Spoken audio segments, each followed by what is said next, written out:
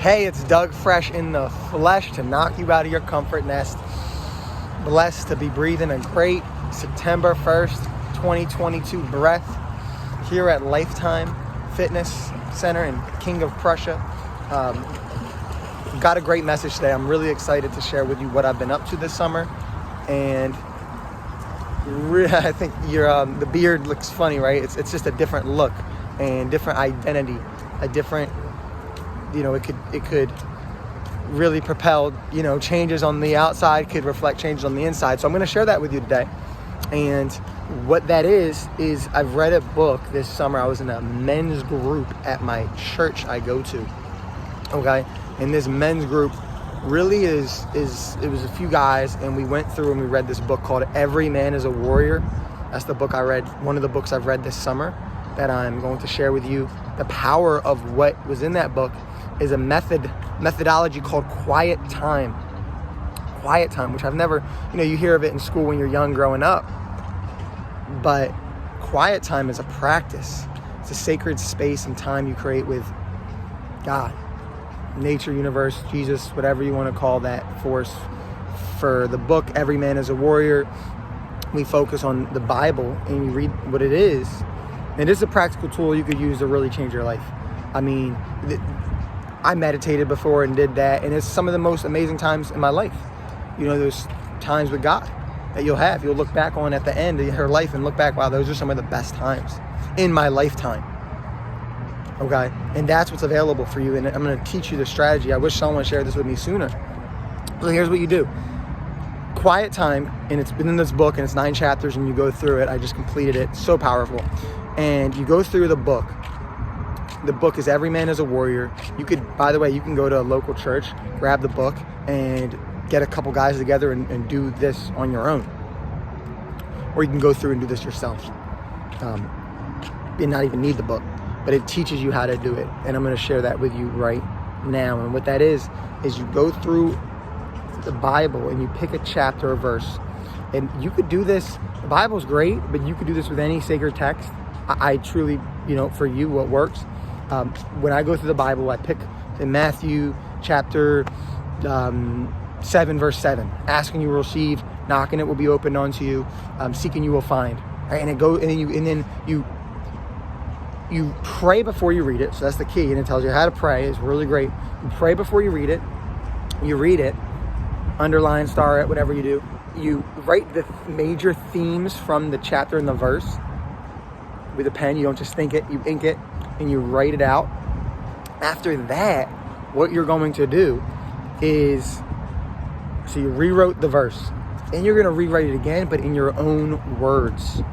Rephrase it, use synonyms, things that work for you, that help you with that message. Okay? So rewrite it in your own words.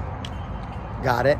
And then you're going to look at some applications. What's an application you can make? What's something new you learned about God? What is a sin to avoid? Okay, these are some practical things you could do. Who, what, when, where, why, how. Right? Do that. A promise to claim. So you write out some of those things from it, and you just worship and you admit and you make requests. And that's how I pray. You worship, thank, gratitude, greatness of God. You admit some of the challenges, sins, things you've gone through, temptations you fell into, and make requests, right? Seeking, asking you will receive, and your joy will be complete. So these are just, hey, this is a great game plan to create that spiritual foundation and rock of your life that I found valuable, that I'm sharing with you today. Use it if you like, abuse it if you like, because it really could work and do wonders if done a few times a week. I didn't do it every day. My goal is to do it every day, but I'm doing it like 3-4 times a week. And I've been seeing some extraordinary results as far as mindset, connection to the Most High, and transformation in my life as a person. So that's what was cooking for me this summer. That's one really great highlight of my summer. What was the highlight of your summer? I'd love to know. Comment below. By the way, ask some other people that question instead of how are you, right? That puts you to sleep. These put to sleep questions. You really care. Ask someone, what was the highlight of your summer? And listen. And it's just connection, networking question that I think you find valuable. And I hope this was valuable for you today. And, you know, I used to work as a lifeguard at a pool.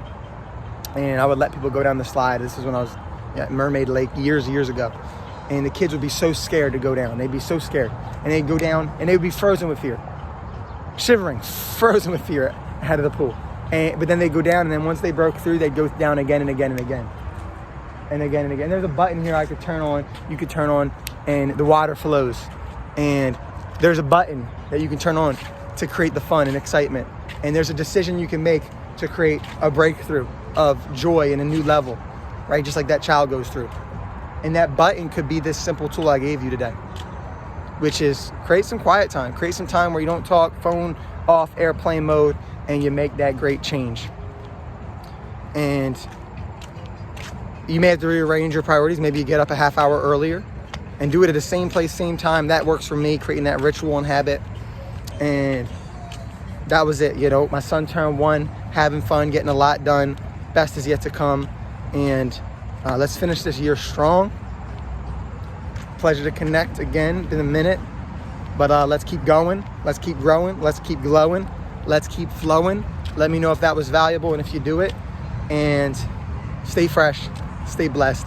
Peace.